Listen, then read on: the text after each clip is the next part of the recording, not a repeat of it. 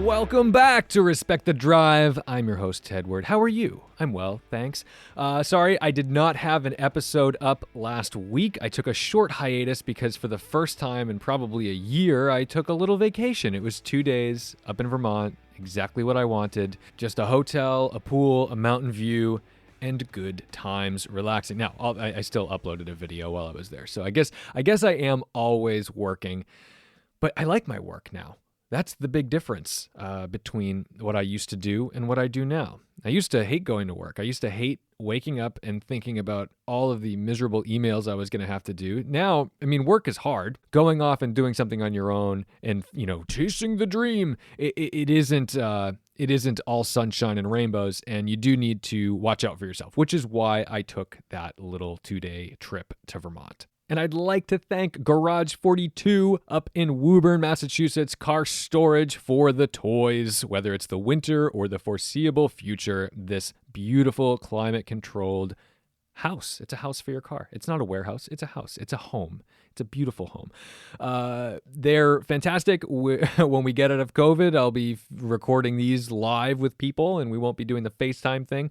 But my M5 currently lives there, and if you are looking for just the best security, the best climate-controlled environment for your ride, or just to get it out of your house. Maybe you want to use your garages for the cars you drive every day. Maybe you would like to not have to sweep snow off of your daily driver because your project car or your baby is taking up the space in your garage. Wouldn't it be nice to drive your daily driver into your own garage and then wake up the next morning and it's just clean and fresh and waiting for you? So hit up Garage 42 if you're looking for a new home for your toys. And of course, thank you to my Patreon supporters. You guys are incredible. The support from you guys is more insane than like any other income I have, even though it's the lowest form of income I have.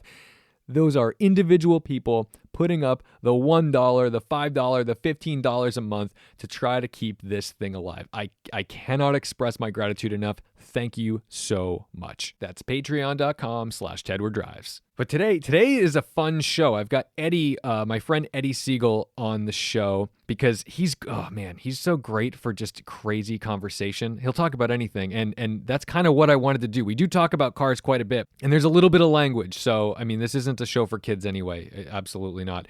But just a forewarning. It's me and my buddy talking. So there's a few fucks getting thrown around.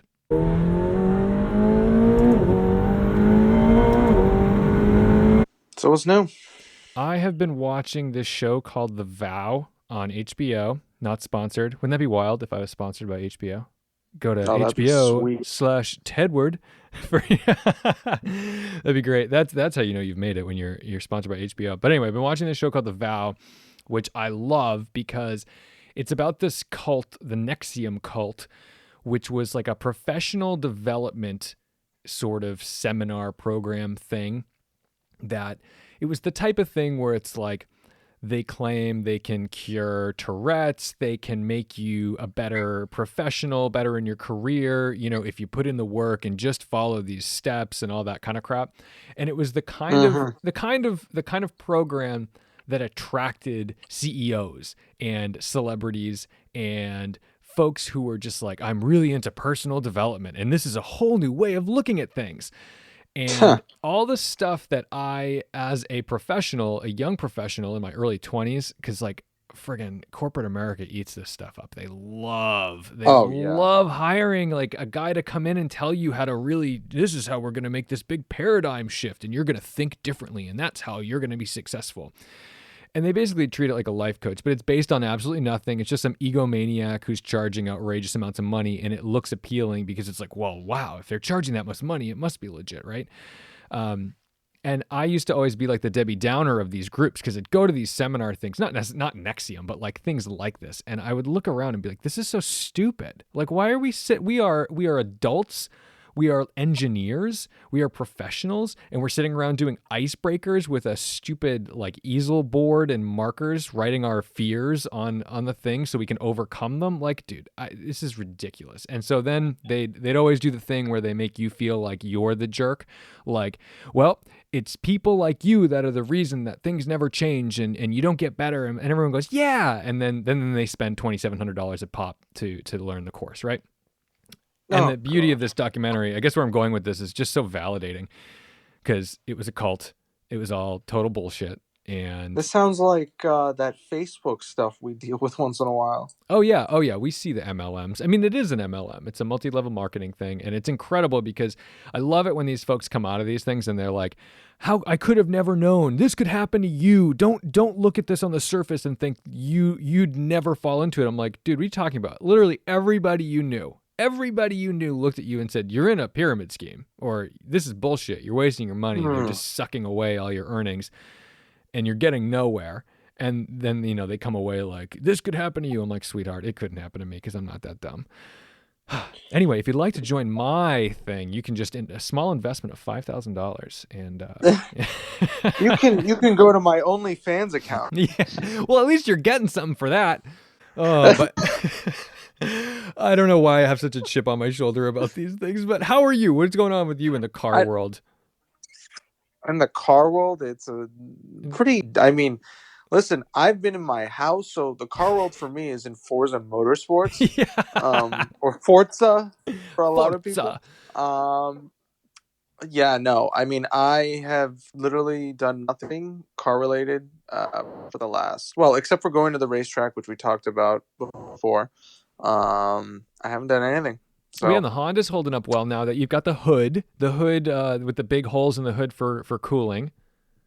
Yes. And it's working? Like, is this the trick? Is this the thing? It has made a huge difference, Tom. All right. I have done 2 events with the hood, and the first one, it was like 90 degrees. It was hot, and the car got hot, and it pulled timing, but every car was getting hot and pulling timing. Right. I was only like a second off my fastest time ever there.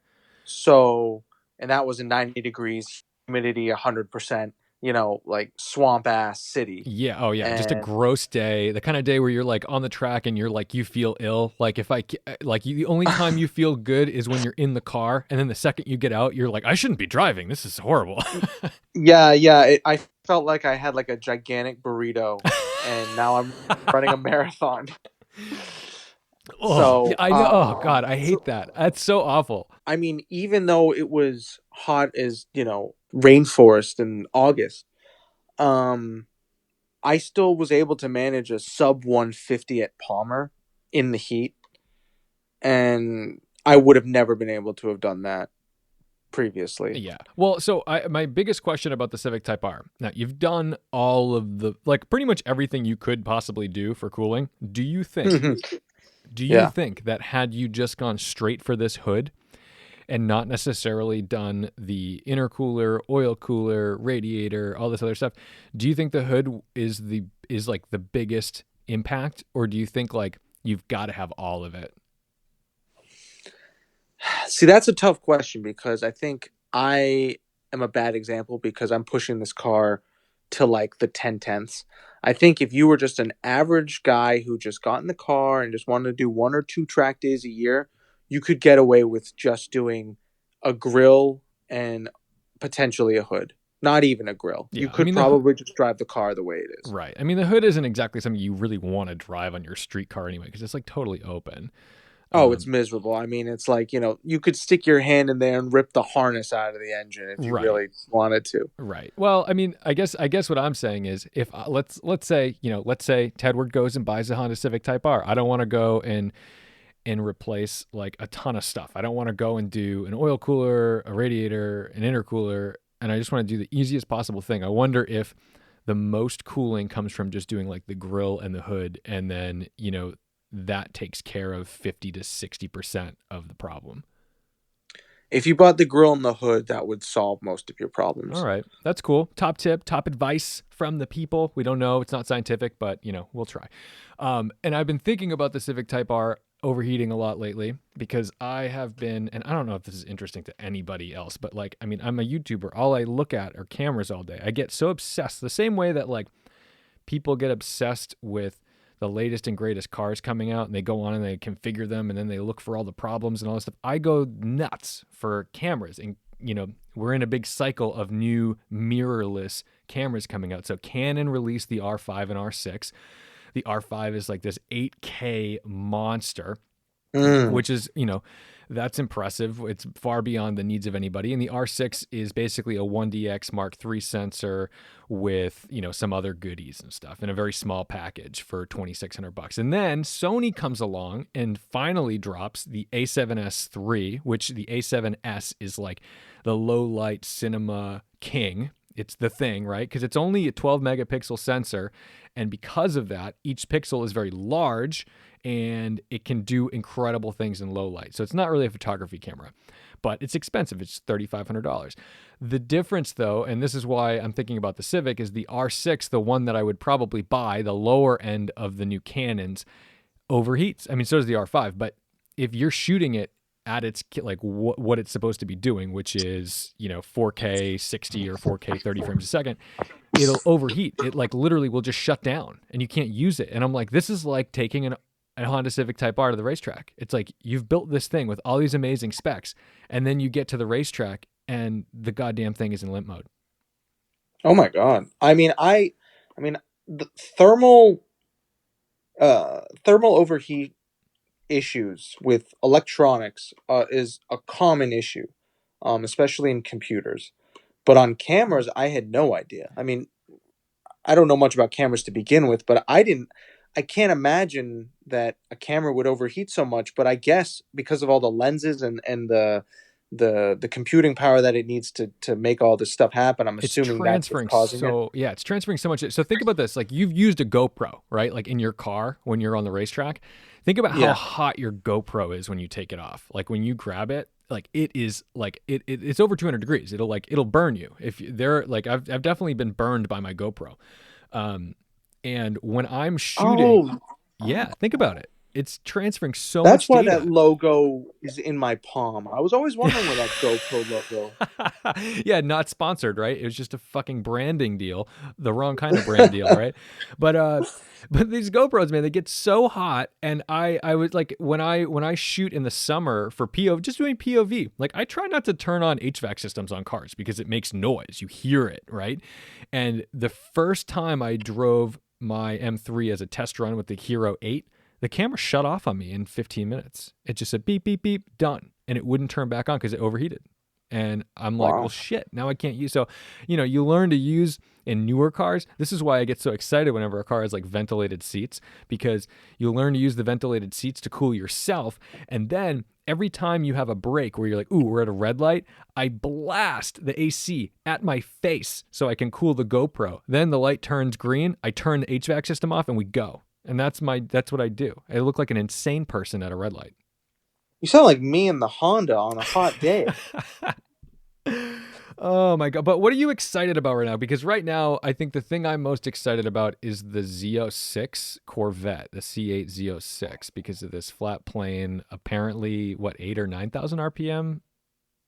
Oh, yeah, that is definitely on my excitement list. Like, if I had a Christmas wish list of, like, all the cars that I'm most excited for, that's definitely in the top 3. I don't know if this is excitement, but more of interested. I want to see how the new M4, M3 looks like. I think that is going to be an interesting, arrival. I don't know what's going to happen, and I don't know if it's for the good, for the good reasons why I'm excited about it. But I feel like already, before it's even been announced, it's already on the back foot. I think already people are giving it this sort of, oh my God, this thing looks like a gerbil with 2 buck teeth. They're coming out behind. I feel so bad. I mean, not that I care. I mean, I'm not associated with them, but like I do feel bad. These engineers put their heart and soul into something, and to have it basically you're not like, people are looking forward to it so they can prove how bad it is. Literally. There was a video you sent me, which it was like a test driver in a pre-production, obviously, M4, and maybe it's just because I film so much POV and I can kind of gauge what steering feel looks like from a camera now. It looked so numb. This dude was like fighting the rear end the whole time, and it just looked heavy and skittish and numb. And I was like, oh no, I hope this is not like what's to come. I mean, so when I watched that video, I saw two things. The first thing was the atrocious understeer. I wouldn't even say atrocious. That's a little too harsh. I would say the interesting amount of understeer for an M product with probably a relatively large front tire. Yeah, Um, it's at least a 245 in the front. yeah, and I mean to a lot of people, well, what about the 275s and 305s? 245 is a big front It's tire a big for tire. I don't understand where this whole, you know what, let's solve all of our handling problems with putting the fattest rubber on it, because that is not the way to No, go about it ruins things. the steering feel. I mean, look at the 600 LT. It has a 225 up front, right? It's like it is right. It's little. I forget. It's small. It might be a 245, I but mean, still, I know it's the car's light, but still, I mean, look, McLaren like preserves the vibe and feel of the steering through a pretty narrow front tire. yeah. I mean, it works. Um, but then the thing that I noticed most, and this is because I've owned a BMW, a much older one, but still enough where they had CDVs in them, clutch delay valve. Oh yeah. I Oh my. noticed how much lag there was in between the gear changes. It was brutal. And that's obviously because of emissions. We've all known this for years, but it's just getting worse. I mean, my Type R has it, but not to this extent. No, and Um, Honda's like the king of rev hang. But again, I think like you're gonna see that in these BMWs. Everyone's clamoring for, oh, I want a manual, I want a manual. But you know the problem is a lot of people don't understand what a good manual even feels like. They think, oh, it's a you are manual, so so it's right. good. They praised, and I'll praise them. I'll praise Hyundai for putting a manual in the G70. But I haven't driven it. But I mean, Chris Amos, I trust him with like everything when it comes to driving feel. And he was like, dude, this thing is a mess. Like it is not a good. It is not a good transmission. So it's like, congratulations, you did it. You gave them what they wanted, but you didn't do it well. And on the other side of that are people that watch my classic car videos where they see me driving a Testarossa and they're like, this guy can't drive because I'm not slamming gears in a 1988 Ferrari. I don't think they have a clue what those gearboxes feel like. They genuinely have no idea. It is because here's the deal. The guys that are usually saying this to you, going, you can't drive, you don't know how to drive a manual, blah, blah, blah. They drive Camaros. They drive like SS1LEs with the most stout, bulletproof, easy, notchy, effortless, rifle fast manuals in the world. Like I remember, I'm a BMW guy. I remember driving our friend Mikey's Z28, and the 1-2 shift I ripped on that car. I'm like, if I did this in a BMW, I'd be paying for a gearbox. Yeah, yeah. I mean, we all love to, praise the manual. Oh, hail the manual, this, and let's pray to it. And we need to open up a mosque in honor of it. But if you're not going to do something correctly, don't do it at all, No, because leave it alone. you're making the manual transmission worse off by putting it in a Cadillac ATS sedan. Uh, I had one of those. You've driven it. We looked like we were drunk driving this Well, thing. it's funny because that was a good. Sometimes like that's a great car because it's a good example of what happens when you put a good gearbox, but you don't do any thought, you don't engineer anything around it because it had a good gearbox, but then like the clutch and the throttle just it was like they were totally separate entities. They made no sense together. Nothing added up to like this nice cohesive package where you're like, ooh, I get on the throttle, I rev match it. It was just like rev hang, disconnect, numb, and there you are, just like bucking around. Look, like you literally every time I drove that car, I was like, I'm gonna get pulled over for looking drunk. This car's all over the place. Yeah, nothing uh, of that manual transmission said this is a great gearbox and it's friendly to learn on. I almost thought it was broken when I first bought the car, but I read online, everybody's like, nope, it's literally they just took an automatic transmission, stuck a manual on it, and did no tuning whatsoever. Uh, other than maybe delete some, programs that, tell it, that the clutch is in or what gear it's in. So Benson's S2000, the one I drove the other day, that had a clutch delay valve in it too. And objectively, that car, I mean, it's perfect to me. I'm like, oh my god, this is how a car should operate. This is like if you're like aliens come down from outer space and you need to teach them like what is a car. S2000, man, you show them an S2000. But it has a clutch delay valve, and I remember I went out before the cameras were on. I just wanted to go out and drive it for a second and just like get used to it before I started rolling. And I did a 1-2 upshift hard, like boom, dump the clutch like really hard into second. And I hear, wah! And I was like, what the fuck? And I looked in the rearview mirror, and I know this is insane, but I looked in the rearview mirror to find out if I just laid like 300 feet of rubber, because I'm like, what? Like, I know it's impossible. I know I'm in like a torqueless Honda, but I'm just like, what just happened? And he goes, oh, it's a clutch delay valve. If you get off the clutch and then floor it too quickly, it's just gonna like really take its time finding its way back. And I'm like, oh my god! So I'm here like slipping this clutch, and like I think once he told me that, I'm like, okay, I will never do that again. But I've never felt the clutch delay valve that outrageous. It was so weird. That's weird. I've never felt that before. It scared the shit out of me. I'm like, what did I just do? But it was the kind of thing where if that was in your ZL1, I would have been like in my head thinking, what's happening? And then I would have looked in the rearview mirror and just seen two dark patches of rubber. It really felt like I was just laying rubber. Oh my god, But I was can't really imagine just your wrecking face. this kid's clutch. I'm so I sorry. know. Oh my god. Oh, So sorry, that Benson. shocked me. I know. Sorry, Lil B. So I had an idea about your future car. I had a long thought process about this when you were talking. I watched your S2000 video, Yes. obviously, because I'm a big Honda fanboy and whatever. So I'm watching this, and you're going on about how it's, you definitely should have bought one of these things a decade ago, and your life's never going to be the same, and you've been walking funny ever since. But so I started thinking about it, and so the S2000, great car. But I even thought of a little, like, not, maybe it's not as raw as the S2000, Okay. but it's very close, and it hits more home to you anyways. When I think of you, this is a car. What about a Z4M Roadster? Oh yeah. So, all right, my only issue with that car isn't the car, it's the motor. An S54 is not like, oh, here's trouble-free life. Well, yeah, but an F22 or an F20 isn't a trouble-free motor either. I mean, you know, Let me you're live still my gonna fantasy. have I'm just kidding. You're right. You're probably right.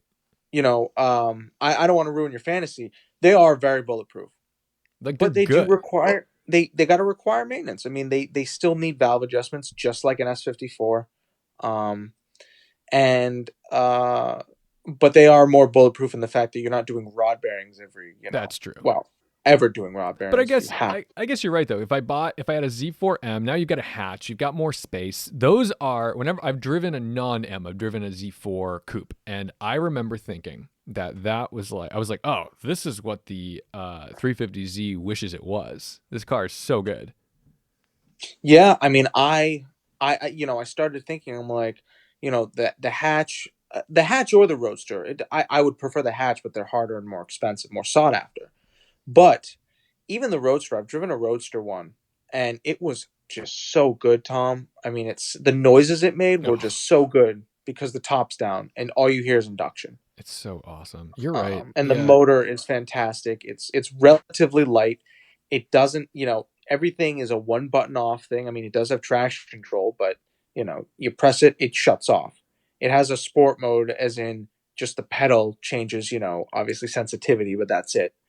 And it's just very raw, but it's still compliant enough where you could drive it every day. And S2000, I mean, you get one of those, you're going to have to do suspension because, most of the stock units you find now are probably blown out at this point, or you're going to blow them out. I know that's the biggest thing is everything I like is like almost 20 years old. So, well, I mean, that sucks.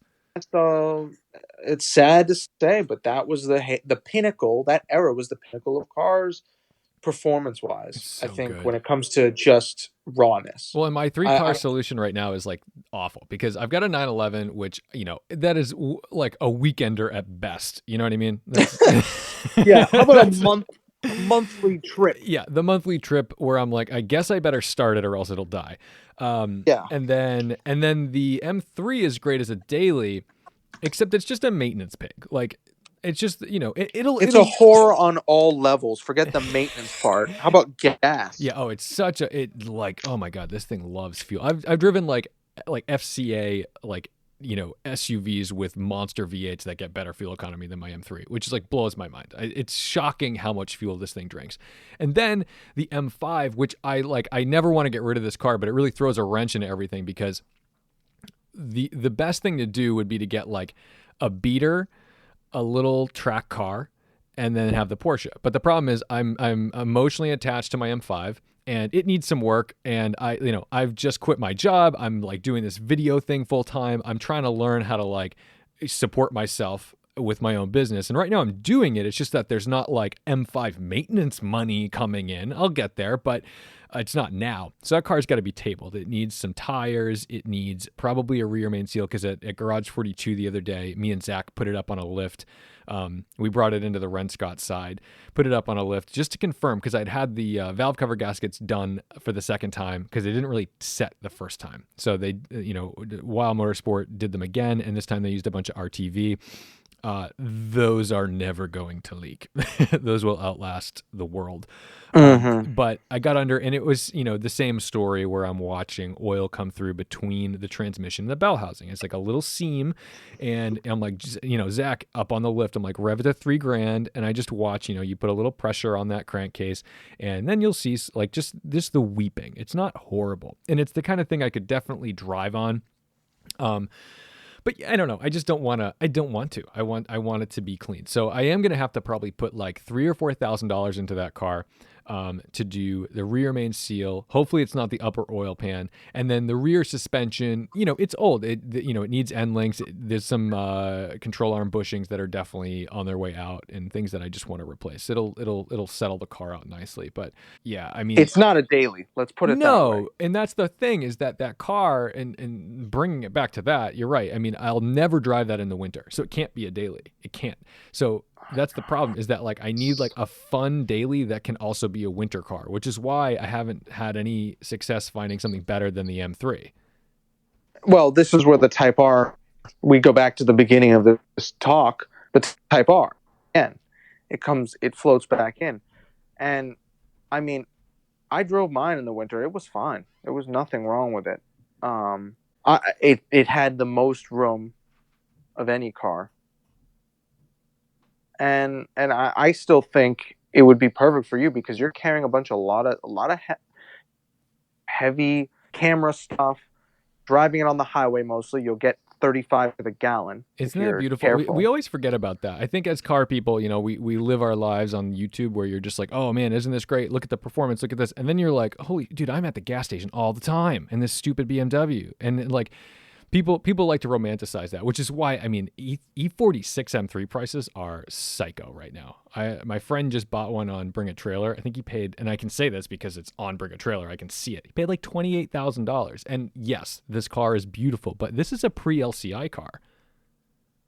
This is like a 2002. So it's not even an 03 and a half. Say that again. It's like 60. Say that again. Yeah, $28,000. I think it's an 01 or an 02. I think it's an 02. 67,000 miles, $28,000. $28,000. Bring a Trailer is showing some of the craziest stuff right now. I mean, I'm sure the car's great. I'm sure it's beautiful. It's just that it really, and it looks like it has like impeccable maintenance things, like records and everything. It just absolutely like blows my brains apart when I'm looking at cars like that, where when I was in college 10 years ago, oh my God, I saw on Facebook 14 years ago, I moved into my freshman dorm, but let's just say 10 for my own sanity.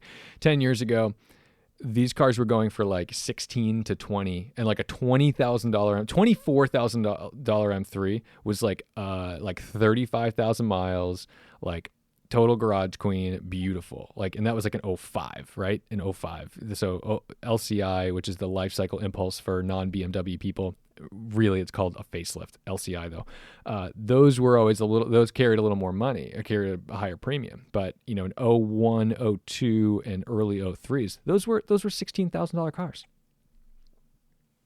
It's I mean, we're getting to that age where we remember when these cars were newish. And you know, I love the E46 M3. I think it's going to be a forever classic, but it's not worth that kind of money.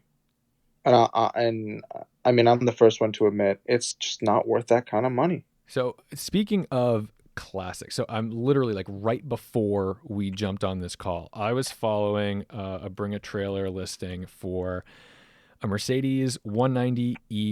You know, the what is it, the Evolution 2, Yep. the one with the big wing, that whole thing. Mm-hmm. It just sold for 250, and it blew my mind apart because like for the whole, I mean, it was a typical Bring a Trailer auction where, like, you know, for many days it was like 140 grand, and then I came in with 10 minutes to go and it was 165, and I just watched this bidding war take place. And it's so cool because that car like really just got recognized in the last like 6 months to a year. I mean, they traded for good money, but like, I mean, didn't one just go at an auction for like over 300? Those cars were not that sought after 10 years ago. Nobody cared. It was just like a goofy manual dogleg thing that, like, if you had one, you could explain to somebody why it was important. But now they don't have to explain it because the market's explaining it for them. Yep. But I guess the I mean, Dino did the same thing, right? yeah, I mean, listen, Tom, I mean, soon enough, I mean, I don't know what car we could consider it, but I would guess like, uh, STIs. I would say, those Lexus NA V8 cars. I would guess in 10 years, those things are going to be sought after. I am obsessed with the LC500. I think that is like one of the greatest modern cars because it really hits all of the points. It sounds incredible. It's naturally aspirated. It drives incredibly well, and it doesn't have like problem with these cars all in the past. If you had something in the early 2000s like that, it had a dog of a transmission if it was going to be an automatic. Now we've got like, at our fingertips, we've always got like an 8-speed monster that's just ready to go and operate as if it were a dual clutch and then behave nicely in traffic at the same time. Yeah, the Lexus LC500 convertible, I think that's going to be a rare car in a few years. Not even a decade or so. I would say sooner than that. I don't see it, becoming this, sought after car in a few years, and then they'll stop producing it and there'll only be low numbers. Next thing you know, that thing's going to be the next, Supra, what do you call them? Targas. Targas, yeah. Oh, yeah. So, it's only a matter of time, man. It's just how this game works. And, E39 M5s, when I bought mine, it was so cheap, it was laughable for a low mileage one. Oh, those were rock bottom, man. I remember when I bought mine, I offered him 62,000 mile car, single owner. I offered him $16,000. That was my first offer. And it wasn't a low ball. Like it was reasonable. That's like what if he traded the car in, that's what he would have got for it. Yeah. Yeah, I'm sure. Can you I'm imagine sure it that though? was. I mean, like, think about that. He probably bought the car for 80 to 85, and that M5 depreciated to basically 16 grand in a few years. Like 10 It's years. just, yeah, it's definitely going to be this weird time frame where I think they're going to be. I don't know. I don't see an E90 M3 though getting to 30 grand again or 35 grand. Yeah, I don't know. It's always hard to tell, and like the more garbage that we see from automakers, the more valuable the old stuff gets. It's just that simple. Like, so if for example, if this new generation of M3 M4 doesn't hit, if it's like, yeah, it runs the numbers, but like as a driver's car, if it's not the thing, I mean, it just makes the E92 look more appealing. Yeah, you are right. So what's on your list? Well, You said you had a list. yeah. So all right. So the M3, M4, the Z06 Corvette, the new one. I think that thing. I mean, you know me. I've loved the C8 since it was announced. I think it And the looks, Zeo. frankly, I think it looks bad. Like, I don't hate it. I think I want to drive it. I want to experience it. I think as a driver, I'd really enjoy it. I think every time I see one, it looks like a Chinese knockoff of a Ferrari. I'm like, the ride height's wrong. The proportions are a little weird. Like, there's just odd things about it that I'm like, I can't put my finger on it, but there's just something not right. Anyway, sorry. That's all I have to say about that. No, nothing wrong. But here's the thing, Tom. Go look at a C7 Stingray when they first came out. Just You'd awful. look at that I'm car with you. and you'd be like, this is trash. When they make the wide body Grand Sport model or the Z06, they're gonna make it a lot better. That's how it always works. I agree. The first few years of the Corvette, pretty dull. Not dull, but but they look like the drivers. They're the the Jort Special. Yes.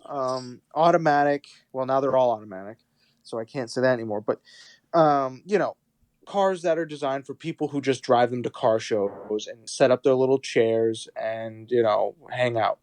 Agreed. And there's nothing wrong with that. No. That's a very Seinfeld wrong line. Not that there's anything wrong with that. But what this car was before a road car was a race car, and they've been running this motor in the IMSA cars for a long time now. The flat plane. Yeah, the flat plane. Yeah. Yeah. It's been in that C8R, and I mean, it sounds insane. So I can only imagine what it's going to sound like in the road car. If everything is confirmed. I mean, for all we know, this thing gets canceled because of COVID. No, they've got enough money. GM has enough money to play with. They're fine. Go look at the Blackwing. That engine got canceled. But it happened first. We still got to see it. We got to see it. No, I'm not saying we didn't get to see it, but it might be delayed. Okay. All right, enough about the C8. It gets too much airtime anyway. I apologize. Yeah, the C8 is a cool car. You want to go look it up, just look up C8 and you're, to your heart's content. Yeah, well, basically the third car. Yeah, anyway, go ahead. The third car that I'm excited about is the new GT3 RS. I don't know if you've looked up photos of it. I have. The wing on that car has that like the swan thing, like the swan neck. Yes. Okay. Tell me about this, because I haven't read anything about it yet. I'm always late to the game. I'm never the person who's reading about rumors unless like you or Willie tell me. I honestly don't even know much about it either. I just see it pop up on my Facebook when I go on, and the photos that I see are a car that is way, way, way more raw and race car like than the previous generation. It does look. I have seen the spy shots. It does look outrageous. It does look like they are pulling zero punches. Whereas you see BMW with their M division, it feels like they're going like closer and closer to like, oh, we're going to be comfortable and make big numbers. You see Porsche doing just the opposite, where they're like, fuck it, make it like a DTM car. Yeah, I mean, this car looks like they just took the race car and took, the duck cage out of it. It's got hood vents. It's got the reverse-sided wing, so the wing's mounted on the bottom like a swan neck, like you said. And it just looks a lot more aggressive. And I'm thinking they're going to have two variants of the RS. That's just my theory. I think they're going to have more, they're going to have the GT3, which will be the manual touring car. And then they'll have two RS versions. Now, whether or not one gets a bigger engine or whatnot, or one's more aerodynamic, I just think they're going to make just more subdivisions of the GT3, the GT line. Just what we needed. We needed more variants of the 911. Yeah, exactly. Or we're all completely wrong, and this is just another race car version for the road. But I think it's going to be a RS. I don't think it's going to be their cup cars, whatever they call them, GT3 cups or RS cups. It's weird. It's weird when I see Porsche. Let's just take Porsche and SRT for example, right? I see two companies both putting, and I know this is weird, both putting outrageous things on the road, and I see Porsche, who's fighting to maintain street legal status with, European emissions, and they're forced to do all this crazy stuff just to get their cars legally on the road. And then you see FCA, who's just like, fuck it, like let's use this Hemi that we've had for 20 years and throw it in a chassis that we've had for 30 years and send it. And it's so bizarre to me that these two things can coexist in America, where you've got like a GT3 RS that is the pinnacle of like getting through the rules of the strictest rules. And then you've got like FCA with Dodge and just being like, yeah, they'll still do it. They'll still take it. Like how is that I mean, maybe it's just American standards where like they don't have to worry about putting a fucking Hellcat in Germany. But it just seems weird to me. Dude, it is a mystery how Dodge or FCA has survived for so long. Their chassis, I mean, the Durango, Tom, that Durango has been around since I was in middle school. I mean, to be fair, it's awesome. It's just that I don't understand. They're like the kings of getting away with murder when it comes to like, yeah, we don't update things. We just drive them and drive them and drive them and drive them and drive them and drive them and drive them and drive them. And then when you're so sick of this chassis, what are we going to do? We're going to go strap a blower to the motor and give you 700 horsepower. Either case, it's very old, regardless. There's something I think about a lot, or used to think about a lot. I think I just don't care anymore. But dating car people. Now, your girlfriend Corey is like a good friend of our friend group, Coco. So Corey is, objectively a car person. She loves cars. She's very happy at the track, not necessarily driving at the track, but she's happy to be there and spend her weekend there supporting you and like helping out and doing all the things. She drives a little Focus ST with a tune, and it's a fast little, manual car. And, there's always this thing where it's like, well, should I date a car person? I mean, do you find it just makes your life easier, or do you also find that you're like, oh my God, all we do is fucking talk about cars? It would be nice to have something a little different going on. So you bring up a great topic, because, I mean, before Corey, there were some other car enthusiast females in my life, and it's not easy. I think it depends on the type of person you're dating. I mean, it's a blessing and a curse, because on one hand, yeah, she's going to put up with your stupid purchases. Like, oh, honey, we can't go out to dinner tonight. Daddy had to buy a transmission. Yeah, I've got a new wing coming in from BM Exactly. Spec. Sorry, I spent $700. So yeah, maybe we can go to McDonald's instead. Hey, you want to go on a date at Wendy's? It's the dollar discount day. Exactly. Our significant others put up with a lot of crap. Let's put it that way. And if it's any easier, it helps, definitely, for sure. On ridiculous requests, purchases, late nights out in the driveway in the rain, trying to bleed your brakes on a car that you haven't driven in 2 years. It's a beautiful thing when you can ask your significant other, like, can you press this pedal? And they don't hate you for it. That is pretty big. For me, it's as simple as like, hey, can you move my car? Because if it's a stick, 90% of the time, I mean, we've dealt with this with roommates. Yes. They can't move it. And I have no problem with her because she drives a manual every day. So, did you just go into like a fish tank? No, my dad's just opening the garage. Oh, it sounded like a bunch of water rushed in. They have a tendency to just go wherever I am and be like, we need to be here. If I've scurried away to the basement in a corner, suddenly this area of the house that no one has been in for a fucking decade, everyone needs to be there right now while I'm there. That's how this works. Nah. Well, you're a likable person. What can I say? Everybody fuck off. Exactly. That's what I need for a t-shirt. Maybe that's the merch that I come up with. Anyway, sorry. Back to your... So then there's the other side of things. There's the fact that everything you do, you are with your significant other. And that's something that is harder to imagine when you're not actually in that sort of relationship.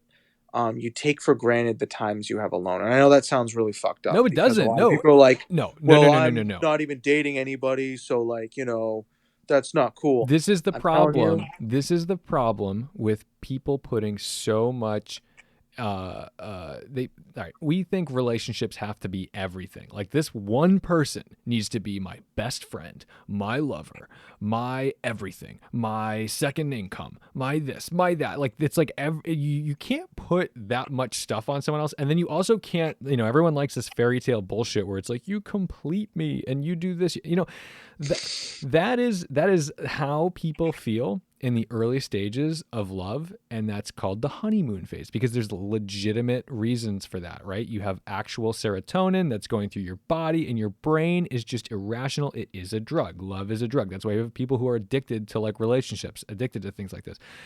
Over time, you have to realize like you are not that person. That person is not you. You have to be your own person, and we all need our own independence, and good relationships start with independent individuals. Exactly. So when I was younger, I didn't really take this into account, and I just sort of let it go. But what ends up happening is you get into this sort of mode that, either A, you're being judged 24/7, or, you can't ever have some time to yourself because, they're always with you. Or B, there comes this time when they get jealous of who you've become in whatever automobile or whatever group you're in, because you've become so much better than they have in a certain region. Right. And then there's a double-edged sword there, or I don't know if that's the right word, but like, for example, if you've got someone who's like going to the track with you all the time, but they're not necessarily driving, and now suddenly you're like, okay, now I'm climbing up the ranks and I'm getting better lap times, I'm starting to set like track records or whatever you're doing. And they're like, wait a minute, I'm there too. And they're realizing that like they're not getting that experience. They're not like on top of the game, because even though it feels like they put the same amount of hours into it because they were there, they weren't in the seat. Exactly. Or they're not feeling as loved. Yeah. When it comes down to it. Yeah. And so now you've got to juggle multiple things at once. Instead of just going to the track with your buddies, now it's a date. And I don't know about you, but the last thing that I want to be worried about mid-corner at like 120 miles an hour is, how my date's going, and if his or her expectations have been met. Because you're like going into a braking zone thinking like, oh shit, I think I left her Gatorade open over by that Adirondack chair that we brought. Yeah, exactly. Or shit, I wore the shoes that I didn't wear the shoes that she bought me a week ago. Exactly. You don't need the distraction.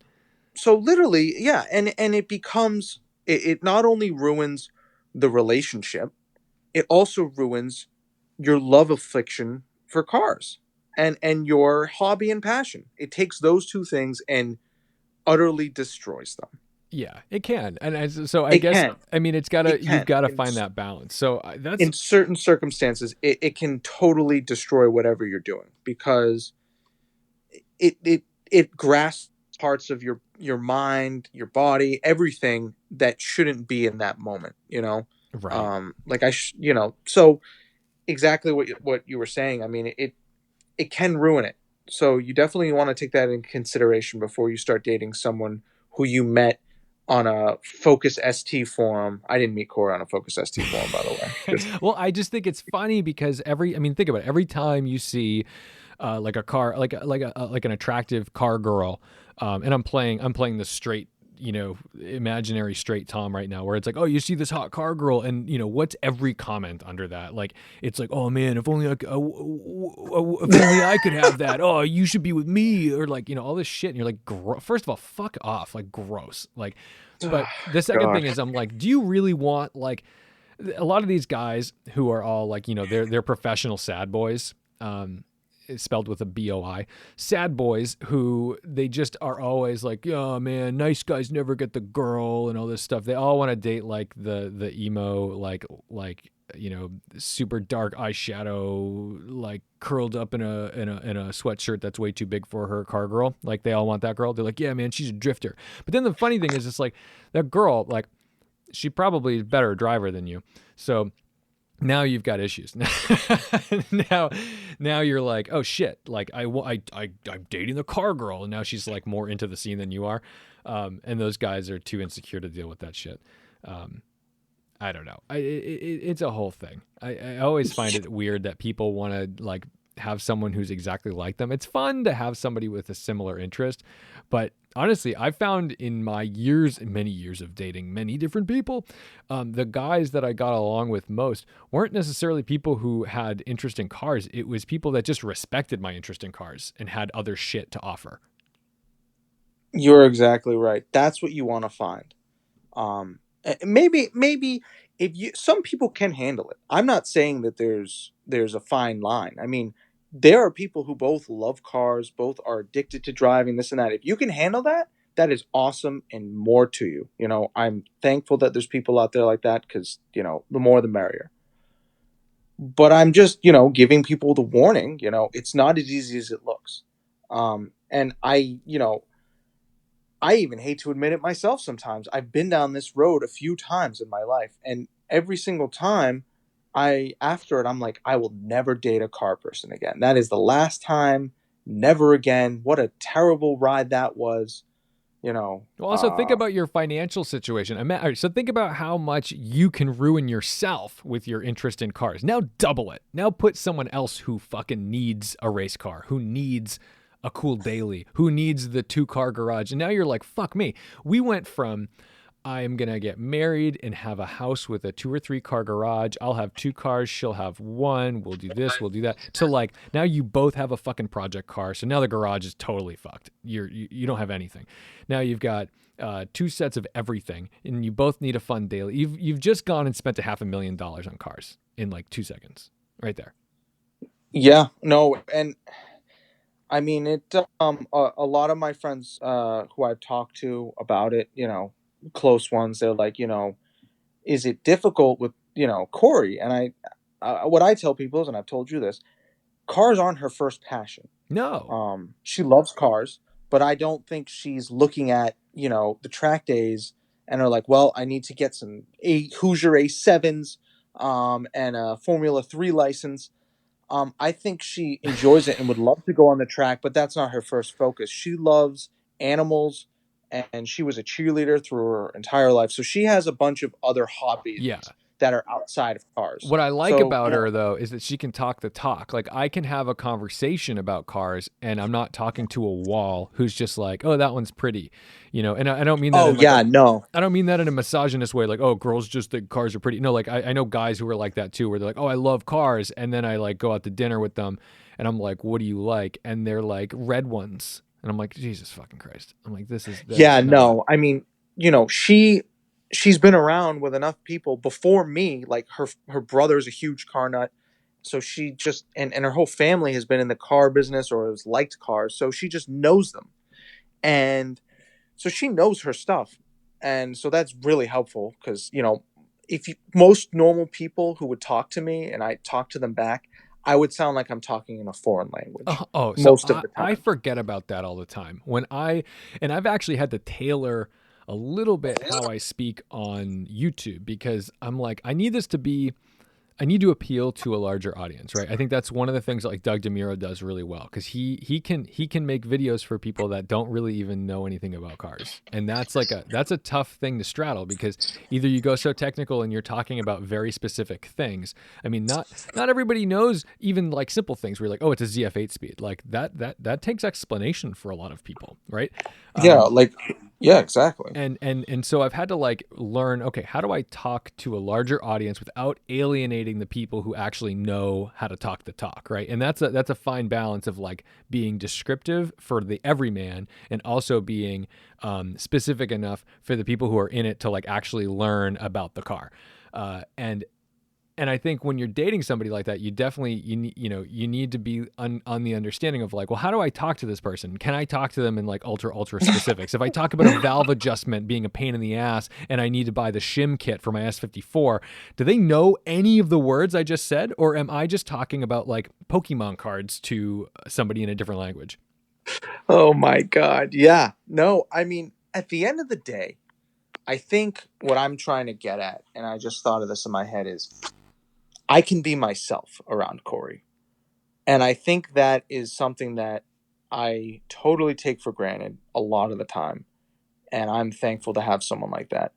But don't make it the prime reason for dating somebody, because you always have to have an equal balance of, you and the other person. You can't always just be yourself, because not everybody understands cars. So don't take that in, as the only reason you're dating that person. Um, but that being said, it's nice to be able to talk about camshafts, and she understands most of the conversation.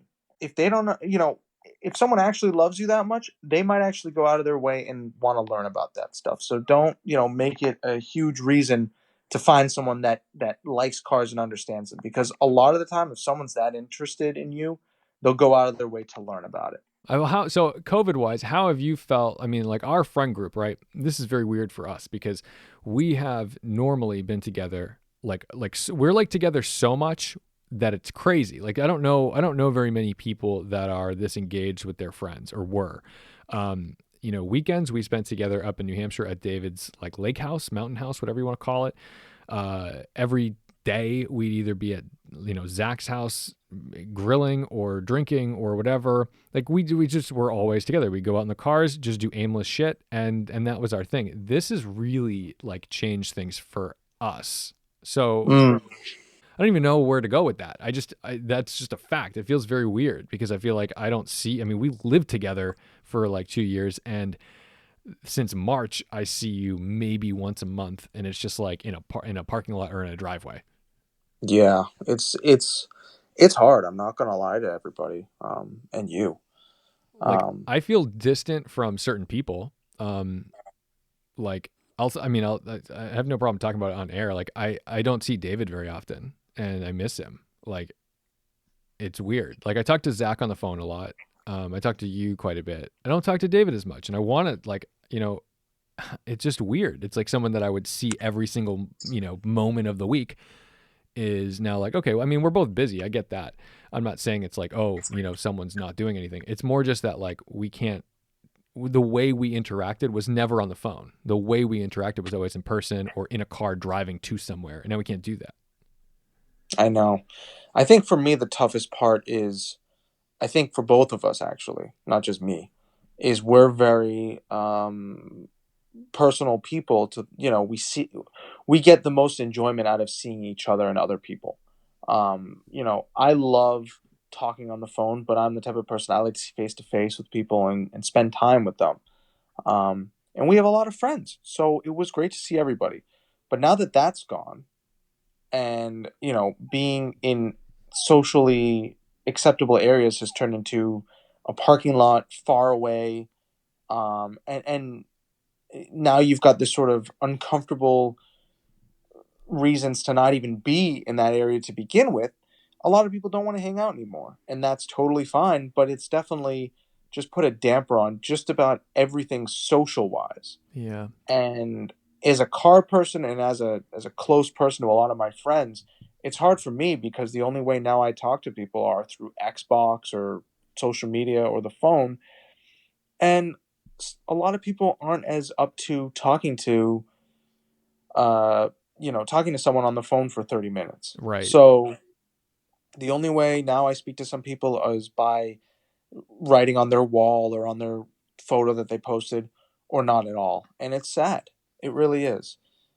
And then comes the family part. There's some family members that I miss dearly, Yeah. who don't have social media, and I can't see them, and it's very hard. Right. I mean, we've gone through holidays and birthdays and all this other stuff now that's like kind of weird. And we're coming up on like real holidays. We're coming up on Thanksgiving. We're coming up on like Christmas and Hanukkah and all this stuff. It's going to be like really weird to see what goes on in the next like 3 months. It's going to be strange, and especially for New England, because once November after Thanksgiving, really, you can't go outside. I mean, yes, you can, but you wouldn't want to be out there for a few hours talking to your buddies. No, So, and like we've all taken risks, right? We've all done a couple things where we're like, "Ooh, I went to dinner or I saw someone." Like, we all do that. We have all taken some risks, but like overall, it's like, well, you got to like limit that. We're not just like, "Oh, let's go party." You don't do that. But if you can justify like, okay, it's going to be a safe social setting. We're going to be outside having a barbecue. Like I saw my my cousin the other day, and my cousin, she has 3 young kids, and one of them, like she found out, like has been watching my YouTube channel for like a long time, and so she's like looks over his shoulder on like his iPad, and she's like, we know him, right? And he's like, what are you talking about? This is Tedward. And she's like, that's your cousin. So like shortly thereafter, I get a phone call, and she's like, hey, like, Clark would really like to talk with you. He loves cars. He's been watching your channel. And now all I'm doing in my head is going, oh no, what horrible, vile things have come out of my filthy mouth in the last like 3 years, right? Like this kid's like 11 years old. And he's a mature 11 years old, but still 11 years old. Like, I don't want to be like dropping F-bombs, and I do that because that's how I talk. It's not like I'm just some like vile jerk. It's just like, that is kind of my speech. I do have kind of a filthy mouth. Some of us swear, and I don't trust anybody who doesn't say fuck, you gotta, when people say, oh my gosh, I'm like, oh, you've got a lot to hide. Something bad happened in your life.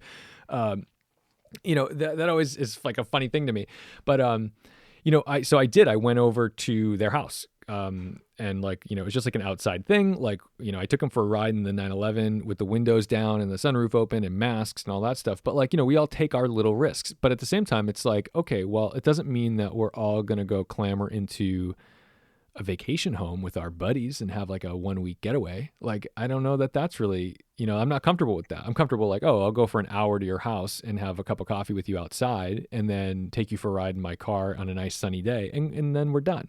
The only thing I think of as kind of like a shining, like a silver lining of it is I'm kind of sick of car shows, and I haven't had to go to any car shows.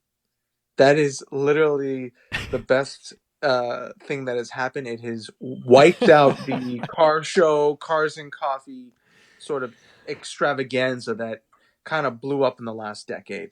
Like, I'm cool with the cars and coffee, but like, I think about like, it was all those like late night meets where like people were like, hey, you're showing up, and you'd go, and like, then like no one showed up until like later, or the friend who said, are you coming? Like shows up for 10 minutes, like 2 hours late. And you're like, why am I here? The car show thing is dead in my opinion. It was dead before COVID. COVID just silently killed it off.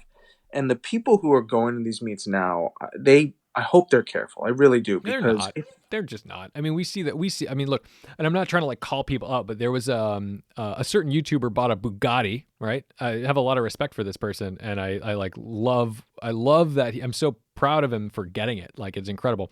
But there was some kind of car meet out in Utah, and I saw like drone footage on the Instagram story, and there were like, people packed around the Veyron, probably 10 or 15 deep, all just like it was a mosh pit, like just crowded together, no masks. And I'm like, what? Like, how are you advertising this? Like, I have one photo of me and my cousin, and I had my arm around him, and it was like 2 seconds outside, like in front of the Porsche, just to be like, hey, yeah, here we are. Like, we're together.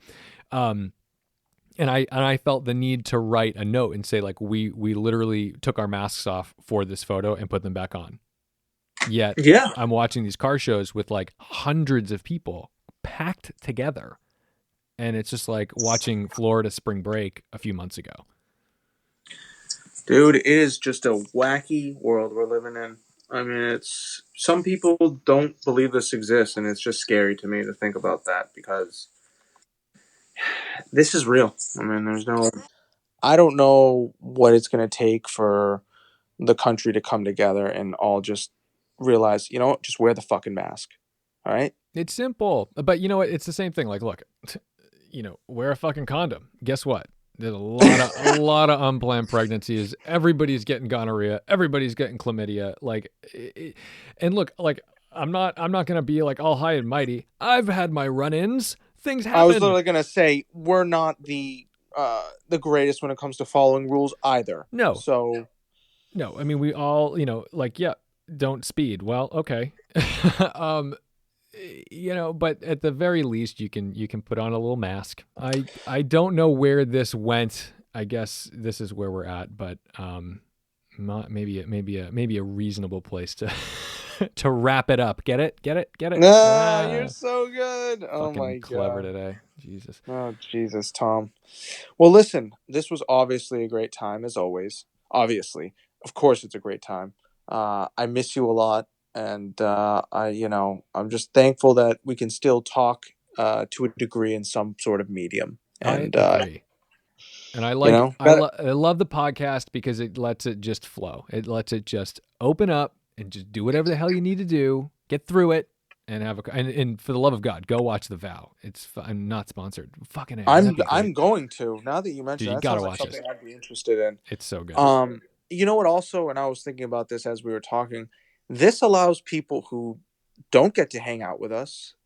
Now they're able to listen into a conversation that, maybe they wouldn't be able to hear without the podcast. I So, agree. because this is how we would have been before COVID, before the podcast. This is how we would talk every day. This is So, 60 minutes of us in a parking lot, literally. Like if you just were standing near us at a car show, this is what would have happened. yeah. So, and that is really cool. I mean, I see your Instagram. I see all the people who post photos of them, posts of them listening to it on their drives, at work, on the toilet, wherever it may be. Yeah. It's just really cool because it broadens the emotion and the amount of respect people have for you. So, respect the drive isn't just driving now, it's you. So I think that's really cool. I appreciate the fuck out of that.